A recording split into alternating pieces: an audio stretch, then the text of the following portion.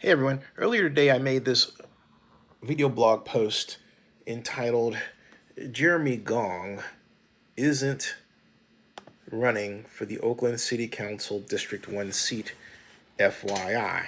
And there you can see the photograph with Mr. Gong in the background with his other friends at the Democratic Socialists of America Oakland chapter. And I made this vlog. Now, in doing so, I noticed a post that I referred to about the DSA, Cat Brooks, and racism. Let me explain what happened.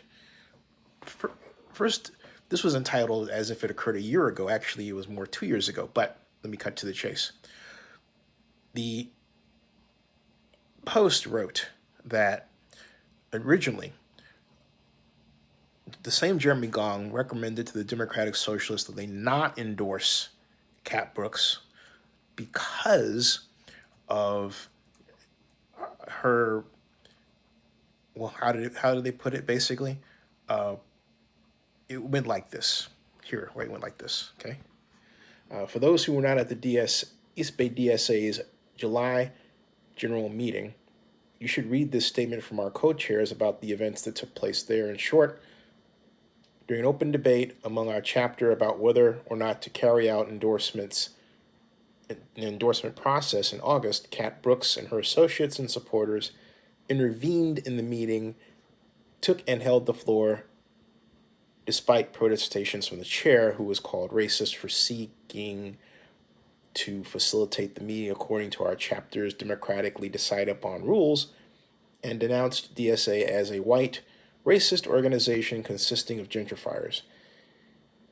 DSA was described as, quote, the problem, unquote, the clear implication being that our organization is a cause of both racism and gentrification, if not other social ills. And I wrote the reactions while few were in total dismissive of Cat. And I wrote, while I don't agree with how Miss Brooks reportedly conducted herself, the DSA not asking Cat why she called the group racist doesn't help. Now, I put this on italics because I felt something else might have been going on. As it turns out, I was right, because when something just said to me, just take a search for his name again. And so I did.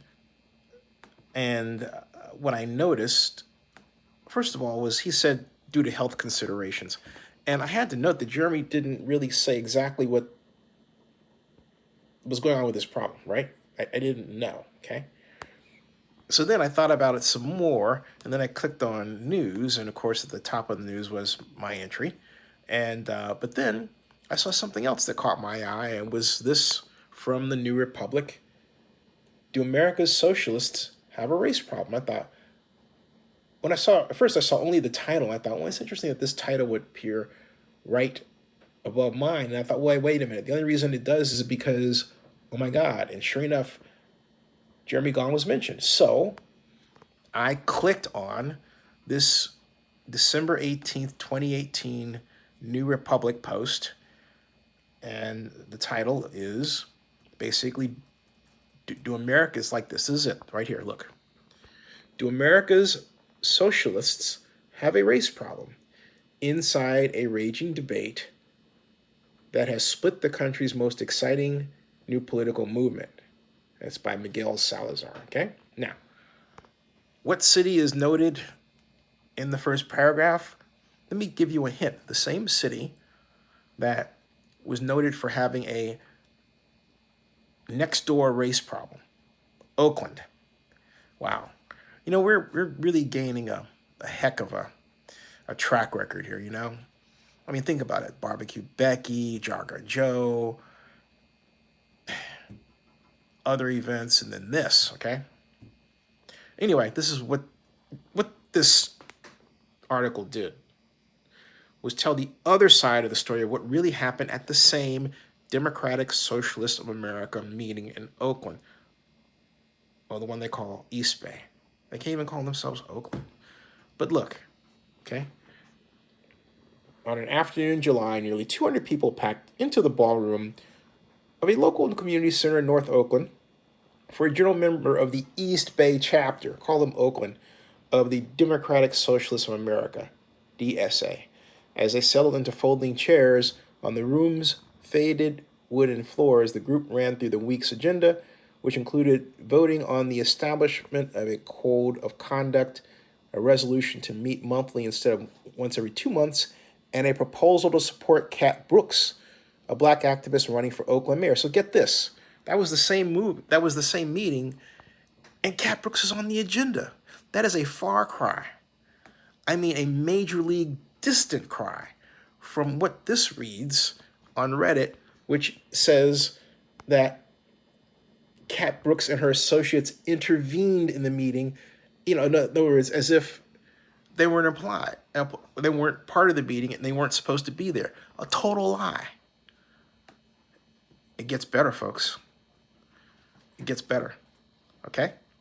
And then it reads 3 miles away at the Marriott City Center, Brooks was working events at the California Democratic Caucus.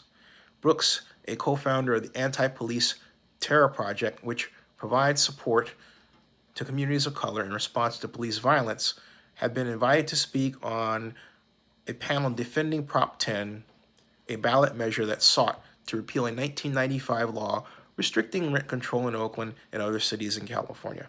At the end of the event, Brooks checked her phone and found a stream of texts from people at the DSA meeting. The messages read, "You need to get here right now." Minutes later, Brooks stormed into the ballroom, a proposal to prioritize, quote unquote, 2 other endorsements for Prop 10 and a candidate for California State Assembly had snowballed into a referendum on Cat Brooks herself. This is what this reads, okay? It snowballed into a referendum on Cat Brooks herself, with critics saying she was too compromised to receive the DSA's backing. The group's support shouldn't be given to people who are a dime a dozen. Who said that? That's me, okay? Reacting like that. Who said that? That's horrible. Brooks remembered one man saying, like many of her rivals, she had pledged to expand affordable housing and reduce Oakland's growing homeless population. Notably, she had insisted on cutting the city's police budget in half. At what point, Turhak, a black organizer with Brooks' Anti-Police Terror Project, asked to speak. As its turn approached, the young man who was chairing the meeting asked if ACT was a member. I mean, okay, look, get this, all right? Turhak is there representing Cat Brooks. She's on the agenda, and yet this so-and-so asks him if he's a member, even though he's supposed to be speaking because he's representing Cat Brooks. Wow. Okay? So, a number of white people had spoken before him, including Forrest Schmidt, 42 years old, who was attending his first DSA meeting. Quote, "None of us had our credentials called," he said. "Nobody said, 'Are you a DSA member?' When ACT responded that he was not a member, the chair asked him to take a seat. The room erupted. The procedural rules were racist, ACT proclaimed, raising his voice over a cacophony of protests and chants. The energy, Brooks recalled, turned into that of a white mob. She decided to take the floor.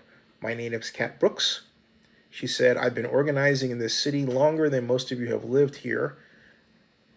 In a brief, piercing speech, she accused the largely white crowd of being gentrifiers and then walked out, leaving members confused and outraged. And it says the debate quickly moved to Twitter, Reddit, and other corners of the internet. In an online essay, Jeremy Gong, an East Bay member who sits on the DSA's National Political Committee, the organization's highest decision-making body, argued that Cat Brooks, quote, weaponized her race, oh brother, to coerce DSA into supporting her candidacy. He would not endorse her. The July DSA meeting, he wrote, was a textbook example of, quote, race reductionism and liberal guilt politics. By insinuating that white members were the problem when it came to Oakland's gentrification, he claimed. Brooks had mistakenly reduced what was fundamentally a class conflict into a racial one. And then it says, though a dust up among a small group of lefties in Oakland may seem to be a parochial affair, the controversy surrounding Brooks is part of a fierce debate about race within the newly invigorated socialist movement. Okay, this just goes on. So look, I see the real reason now why Jeremy Gong stepped down. He wasn't sick. He knew he knew doggone well he wasn't going to be able to get votes in Oakland because in some corners he would be branded a racist. And hey, look, guess what I found, right? Take a look at this. Jeremy Blanking Gong by Workers Spatula, and it reads, why call Jeremy Gong an elitist pseudo-socialist who hates black people when he, okay, and Workers Spatula. Okay.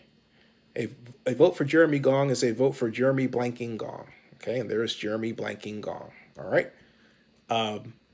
And it says, dear friends and comrades of the East Bay, and they said they've been radio silent on the internet for fear of Jeremy Blanking Gong's police agents far too long. We hope that this has in fact helped conceal our work on the ground from the Gongites and the pigs and all this, okay? And it says, what better to provoke us out of our silence to compel us to issue a statement than the announcement of a campaign for Oakland City Council by the head Gongite. And it says, while direction of the East Bay DSA remains ever more difficult to determine owing to the contradiction between the contradictions of line struggle unity, and the contradictions of left diplomacy, our line is nonetheless consciously determined by the fact that we are united in consciousness. Oh my Lord, this is a wordy thing. Can't they just make a point? They make a critique of the Gong program. It goes on, and it's this is interesting. This is where I can see why Jeremy decided, hey, I'm not going to do this, because he probably got sick to his stomach. He says, why call Jeremy Gong an elitist pseudo-socialist who hates black people when he practically outlines that case for us in his own now deleted but not forgotten statements, which he at the time considered not merely as personal musings, but a sincere political line based on his role as a de facto politician, but for which he has in no way self-criticized prior to this latest push for the masses to anoint him their second-rate representative. In other words, basically until he decided to run for city council. So now I see what the real problem was. Jeremy basically did something he had no business doing. It goes back to what I said in the previous video. Look, if Cat Brooks, well, first of all, what was done to Cat Brooks and her friends at the DSA event was racist, pure and simple. It was the classic example of establishing a set of different rules because you don't want to hear someone who's black. There's a lot of that going on. It's even going on in Twitter. It's happened to me, okay? And I openly talk about it. See, the bet here is that when these things are done to you, that you're not going to talk about them. You're just going to sort of sit in your corner and say nothing. It's kind of an attempt at censorship, right? But I digress. This is horrible that we have in Oakland, among this same set of non-white, well, Jeremy Gong is not white, I believe he's Asian, a mix, okay? But non-white, not non-white, but Asian and white, okay? Per people who are who are 20-somethings and in their 30-somethings, who for some particular reason are so resistant to having truly interracial relationships. And I mean by that, I mean friends, compadres, right? That they enact this new racism built on this pseudo-intellectualism. In other words, I will create this group, I will create this rigid rationale that I can adjust whenever I don't want you involved. Therefore, if I am doing something that keeps you out as a black person, and you say, hey, to that hey, and the black person says, hey, you're being racist, rather than saying, oh, hey, how can I learn from you? In other words, how can I change? They say, I'm not racist. And they keep up with this behavior. This happens a lot in Oakland. And this is yet another example of it. And so people in Oakland who are practicing this need to stop and get in touch with their better self that truly cares about what somebody else thinks, who doesn't look like them, about how they're treating that person. If that person, it's very simple. If that person is saying, ouch, that hurts. Don't say, oh, it doesn't hurt. That's essentially what you're doing. You're saying, oh, it doesn't hurt. Of course it hurts. Well, if it hurts, do something to make that person stop hurting. Stop doing that thing. Stop acting in a way that's racist. Easy, easy fix. So I see why Jeremy Gong jumped out, because of this, and it's tragic, and he shouldn't have people running around defending him about this. People should just simply not, simply go on about their business and work toward a better Oakland, right? That's really what the objective should be. People shouldn't be hating each other over this. This is easily fixable if all we do is show compassion for each other. The Democratic Socialists, in this instance, if they're still this way, and I pray to God that it's not the case, but need to show compassion for people who are not like them, or who they perceive as not being like them. But then also, as I said before, sell the program. Sell it. Sell it to people. Don't demonize, deride, or try to cancel, but sell people in an effort to bring them into your flock. There you go.